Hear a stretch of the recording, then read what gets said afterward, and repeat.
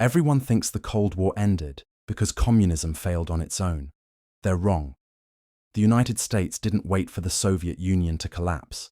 We actively bankrupted them. And the strategy we used was so expensive, so aggressive, and so secret that we're still paying for it today in 2025. Here's what people don't understand. Between 1981 and 1991, while the world watched nuclear standoffs and proxy wars, the real battle was happening in spreadsheets, oil markets, and technology labs.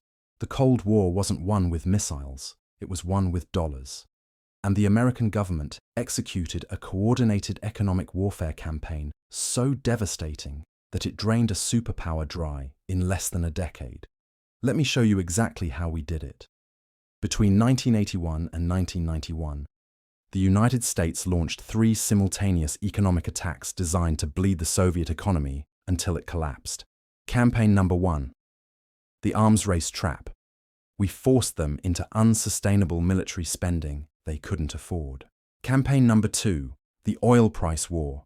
We destroyed their primary source of revenue by manipulating global energy markets. Campaign number 3. The technology blockade.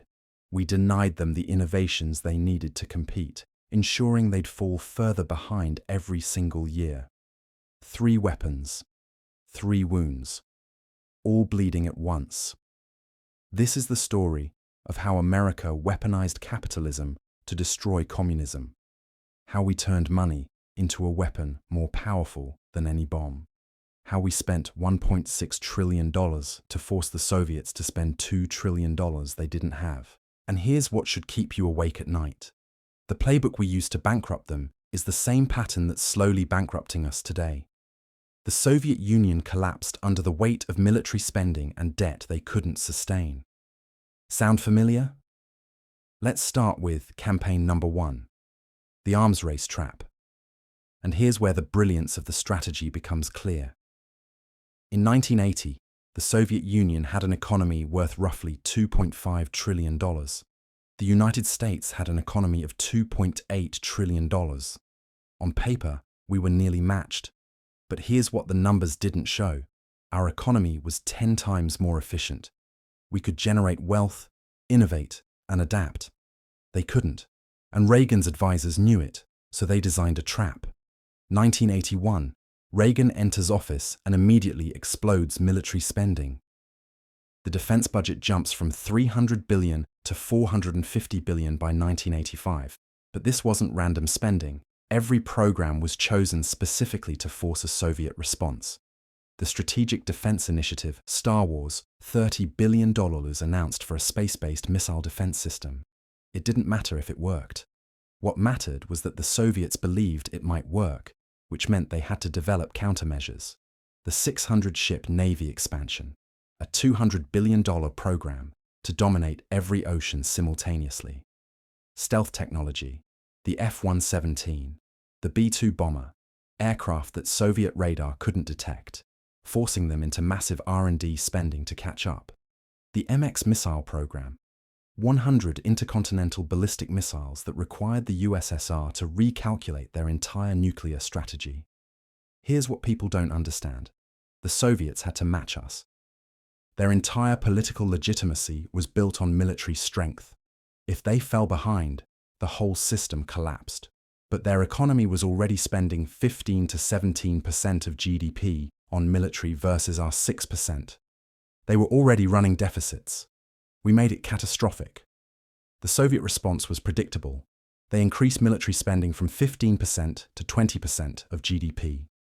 And here's the math that killed them. Every $1 billion the United States spent forced the USSR to spend $1.5 billion to keep pace.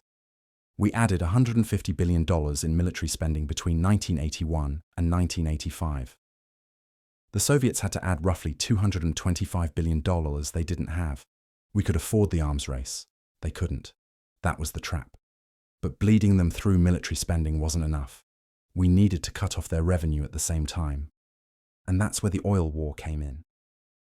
Campaign number 2, the oil price war. And this is where economic warfare becomes ruthless.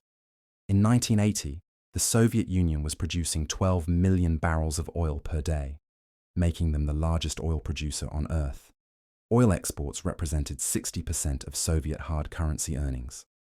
Everything they needed from the West, grain, technology, machinery, was paid for with oil revenue.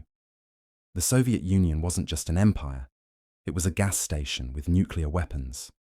At $35 per barrel in 1980, Soviet oil exports generated roughly $20 billion annually in hard currency. That number kept the entire system afloat, and the Reagan administration knew it. Here's what actually happened in 1985. The United States coordinated with Saudi Arabia to flood global oil markets. The Saudis increased production from 2 million barrels per day to 10 million barrels per day in 18 months. It was deliberate, it was coordinated, and it was devastating. Oil prices collapsed from $35 per barrel to $10 per barrel by 1986. Let me show you what that did to Soviet finances. Overnight, we erased $14 billion per year from their economy. Soviet oil revenue dropped from $20 billion annually to $6 billion annually. They lost 70% of their hard currency earnings in less than 2 years. They couldn't import grain anymore, couldn't import technology, couldn't pay their debts. The Soviet economy didn't just slow down, it started suffocating. But here's what they didn't tell the American people. This strategy had a cost. Collapsing oil prices bankrupted the American oil industry.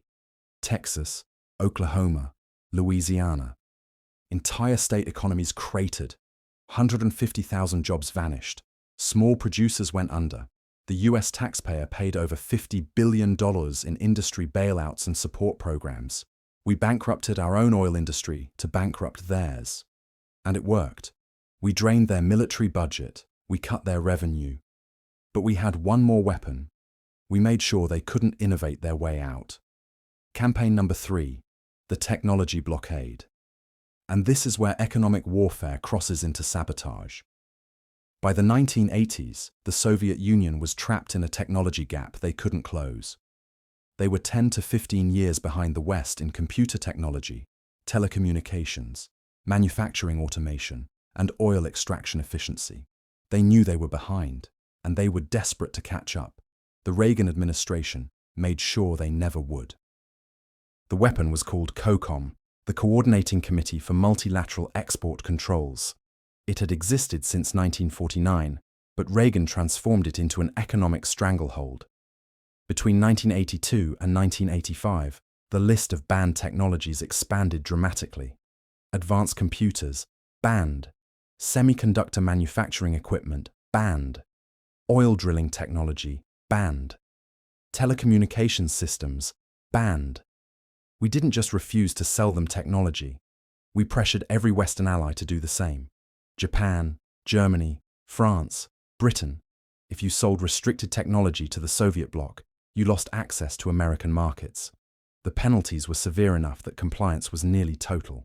But it gets worse. The CIA launched Operation Exodus, deploying over 8,000 agents across Europe and Asia to monitor and intercept illegal technology transfers. Between 1981 and 1988, they stopped more than 5,000 illegal tech transfers. But here's what should terrify you. We didn't just block their access to technology. We actively sold them sabotaged equipment. Flawed turbine designs were sold through third parties. Equipment that would fail catastrophically after months of operation. Software with hidden bugs for pipeline management systems.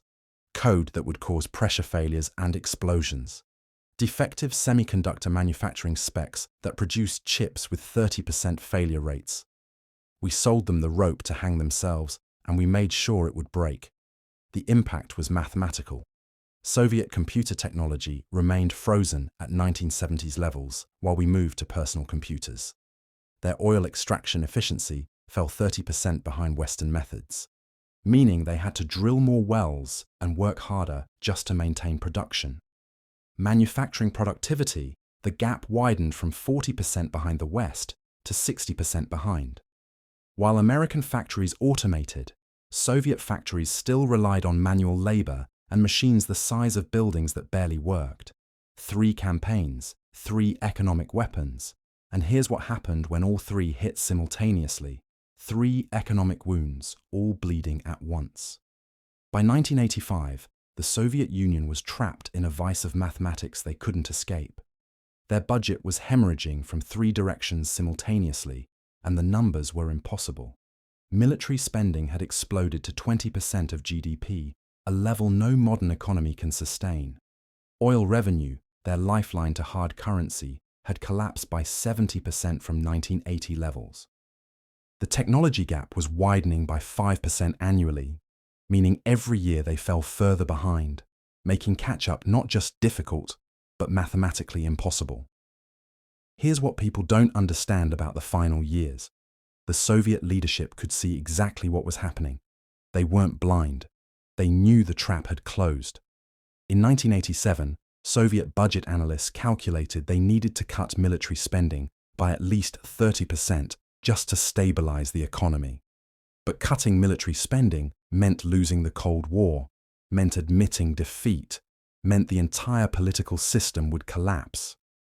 They needed to reduce spending to save the economy, but reducing spending meant there was no economy worth saving. The math was impossible. Gorbachev tried everything. Perestroika in 1987, restructuring the economy to introduce market elements. Glasnost in 1986, openness to reduce corruption and increase efficiency.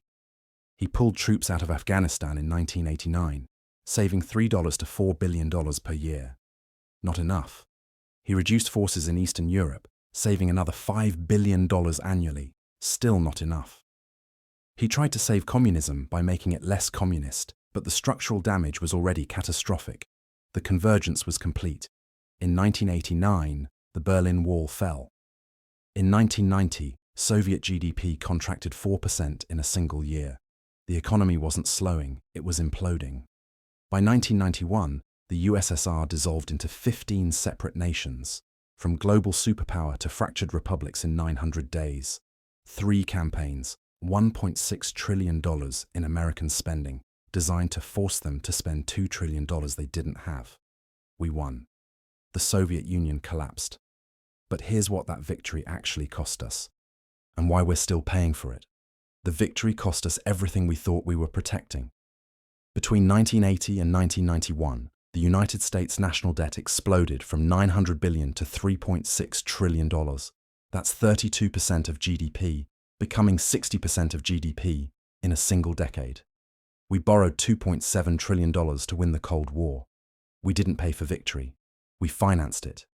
And we're still paying interest on that debt today.